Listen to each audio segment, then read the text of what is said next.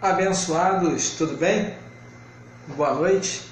Eu saúdo agora a amada de Deus, aquela que Deus mais ama, né? Eu estou aqui novamente para falar da palavra da graça do Senhor com você, para conversar um pouquinho aqui sobre um tema que nós falamos, que é a sombra versus os bens futuros. A sombra versus os bens futuros. Eu quero gravar a terceira parte desse tema, porque é um tema interessante e ela merece uma terceira parte, né? O apóstolo Paulo, escrevendo aos Hebreus, no capítulo 10, vamos lá, Hebreus capítulo 10, versículo 1, Hebreus 10, 1, o apóstolo da graça, o apóstolo Paulo, escreveu assim: porque tendo a lei a sombra dos bens futuros, e não a imagem exata das coisas, nunca pelos mesmos sacrifícios que continuamente se oferecem cada ano, pode aperfeiçoar os que eles se achegam.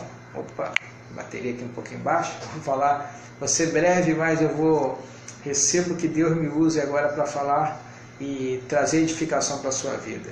Então o apóstolo Paulo diz que a lei ela foi sombra. A lei é sombra dos bens futuros, ou seja, tudo que havia na lei era simbolismo, não era a imagem real das coisas.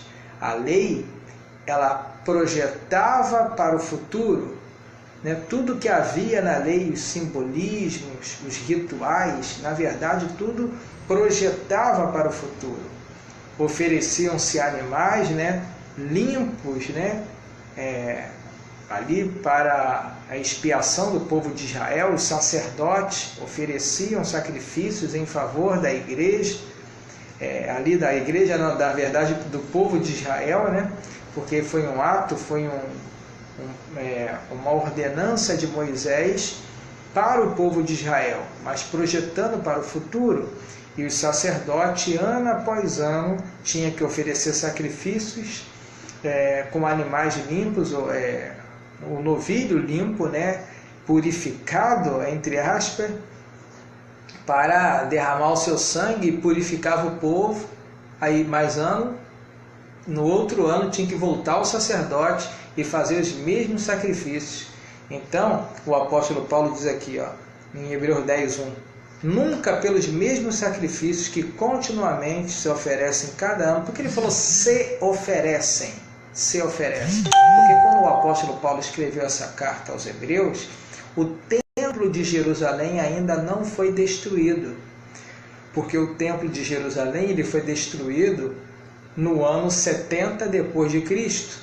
E o apóstolo Paulo estava escrevendo essa carta aos Hebreus, próximo aí na faixa de 60, 65 anos depois de Cristo. Então, mesmo que a lei teve o seu fim na cruz do Calvário, porque a palavra diz, o fim da lei é Cristo para a justiça de todo aquele que crê, o povo judeu, né, e muitos hebreus, né, até o hebreu, praticava os sacrifícios, né, ali no templo de Jerusalém, os que não entenderam a graça, né? Então Paulo disse, versículo 1, porque tendo a lei a sombra dos bens futuros e não a imagem exata das coisas, nunca pelos mesmos sacrifícios que continuamente se oferecem cada ano, pode aperfeiçoar os que eles se achegam. Olha o verso 2. De outra maneira, teriam deixado de se oferecer, porque purificados uma vez, os ministrantes nunca mais teriam consciência de pecado.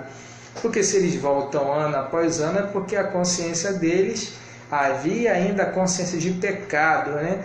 Então, esse sangue derramado pelos animais não traziam a limpa consciência. Mas nós que entendemos a graça sabemos que o sangue derramado por Jesus Cristo traz uma limpa consciência. Hoje eu ando com limpa consciência. Hoje eu posso dizer, eu não tenho pecado.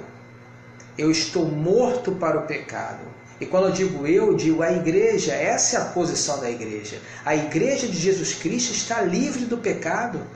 Está santificada, purificada pelo sangue de Cristo. Mas homens maus e perversos querem colocar o pecado na igreja, entre aspas, né? Porque é impossível, na verdade, tirar o pecado, né, que Cristo jogou no mar do esquecimento e jogar novamente na igreja, mas eles jogam na consciência do povo de Deus, né, dizendo que a igreja está em pecado e que se Jesus voltar eles vão ficar. Então eles aterrorizam o povo de Deus com essas mentiras. E eu quero te dizer, veja aí Hebreus capítulo 10, versículo 14. Hebreus capítulo 10, versículo 14 diz assim: porque com uma única oferta ou uma única oblação, dependendo da tradução, ou única, como diz nossos irmãos hispanos, por uma única ofrenda, Cristo nos hizo perfectos para sempre, né? Por uma única oferta, Cristo nos fez perfeitos para sempre. Ou seja, a oferta de Jesus foi suficiente para aperfeiçoar a igreja para sempre. Eu quero te dizer, abençoado, você que está nos ouvindo aí e vendo pelo Facebook Live, você está perfeito para sempre. O sacrifício de Jesus te aperfeiçoou para sempre. Você não tem pecado. Você é a esposa de Cristo, lavada, perfeita, completa. Nada te falta. Colossenses capítulo 2, versículo 10. Colossenses capítulo 2, versículo 10 diz assim, ó: e estáis, presente, ó, estáis perfeitos nele. Ele é o cabeça de todo principado e potestade. Você já está perfeito em Cristo Jesus. Perfeito, essa é a tua posição. O apóstolo Paulo, escrevendo aos Colossenses, no capítulo 1, no versículo 28, ele diz assim, que nós devemos apresentar todo homem perfeito em Cristo. E essa é a nossa missão, nós que estamos em graça, apresentar todo homem perfeito em Cristo. Paulo, escrevendo aos Coríntios, ele diz que ele zelava com o zelo de Deus para apresentar a igreja como uma virgem pura, né? Purificada. Paulo, escrevendo aos Efésios, diz que a igreja já foi lavada, purificada pela palavra. Efésios 5, 27 diz o quê? Que a esposa de Cristo está santificada, irrepreensível, inculpável, sem mancha, sem ruga. Essa é a tua posição. Richardson, você falou alguns versos que provam que eu estou perfeito em Cristo. Sim, eu estou falando de você, espírito. Você que está neste corpo. O teu corpo não foi perfeito. Não está perfeito. Porque o teu corpo ainda vai ser transformado. Mas Cristo, quando derramou seu sangue na cruz, ele te aperfeiçoou. Você, espírito que está dentro desse corpo. Lembramos que nós somos espíritos justos, feitos perfeitos, disse Paulo aos Hebreus, no capítulo 12. Nós somos espíritos justos, feitos perfeitos, que habitamos num corpo imperfeito, com debilidades, com a herança adâmica, um corpo que não se converte ao Senhor, um corpo que é inimigo à carne. Paulo fala que a carne e o espírito militam entre si, né? Então há uma guerra aí do espírito com a carne com o espírito. Você é um espírito perfeito, mas habita num corpo imperfeito, e este teu corpo é inimigo de Deus. Esse teu corpo não se sujeita à vontade de Deus. Esse teu corpo, ele não quer agradar ao Senhor. Esse teu corpo, olha, esse corpo é diabo com D minúsculo. Você sabia disso? Que o teu maior inimigo é você mesmo, o teu corpo? Né? Então, porque toda a tentação humana, Paulo escrevendo em uma das suas cartas, ele diz que toda a tentação ela é humana. Se a tentação é humana, não é do ser diabo, então essa tentação é da carne. E olha, fique tranquilo, tenha plena convicção que Cristo te aperfeiçoou para sempre. Não há pecado, não há diabo. Cristo na cruz do Calvário, ele resolveu tudo. Ele disse, tudo está consumado. Ele te tirou das sombras, do império das trevas e te trouxe para os bens futuros. Te trouxe para o reino do Filho do seu amor, aonde a herança, você, igreja, tome posse da tua herança. Entre na terra prometida, Deus já te deu essa terra, mesmo que tenha gigantes, mesmo que tenha aí os chamados muros de Jericó, o Senhor já nos deu a terra. Você já venceu. As situações vêm na nossa vida que são representadas aí por esses gigantes, esse muro de Jericó, né? Se lembra do relato dos espias? Deus mandou 12 espias e 2, Josué e Caleb, tiveram espírito diferente e falou: olha, o Senhor nos deu essa terra é nossa e nós vamos conquistar. Enquanto outros 10 tiveram uma confissão errada. Abençoado, Deus te revelou a graça para que você confesse de acordo com aquilo que o Senhor te ensinou. O Espírito da graça está te revelando graça, você está crescendo de glória em glória, graça sobre graça, e você tem que andar de acordo, a tua confissão tem que estar em linha com o novo pacto. Você não foi chamado a confessar aquilo que você vê, os seus olhos veem.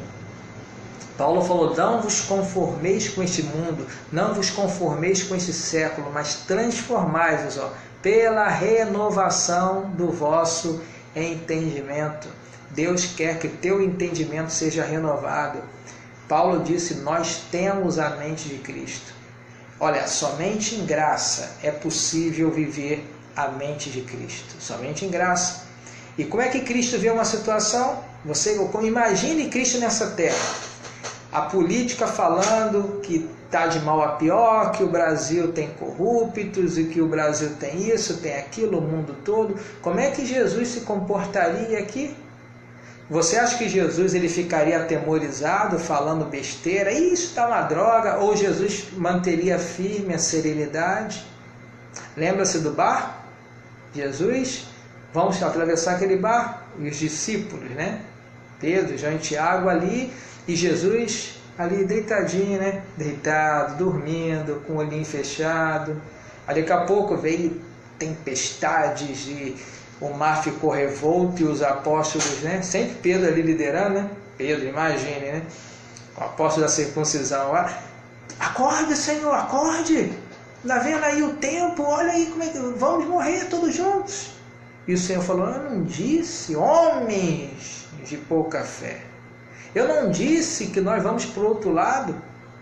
É a mesma coisa, o Senhor disse: a terra prometida é sua. Ele já te deu uma herança. Mas eu estou vendo isso, estou vendo aquilo. Parece que essa herança não é minha.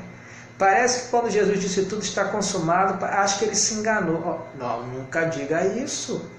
E nem passe isso por tua mente, porque ele já te deu uma herança. O que você tem que fazer agora é tomar posse dessa herança. Como é que eu tomo posse, Richardson? Ouvindo pela fé, né? A fé vem pelo ouvir a palavra de Deus. Ao ouvir, transforma a tua mente. E uma vez com a mente transformada, você, com a mente de Cristo, né? Sem o véu de Moisés, você confessa aquilo que está escrito, chamando a existência coisas que não são, como se já fossem eleito e abençoada do Senhor. Então essa foi a palavra que Deus tem para você nesta noite. Descanse em Deus. Não fique atemorizado. Deus está no controle absoluto da tua vida. Tudo está bem na tua vida. Deus está no controle. Ou você acha que as notícias e os acontecimentos que acontecem hoje em dia, Deus saiu do seu controle, Deus perdeu o controle? Não. Deus está no controle absoluto da tua, da minha, da nossa vida.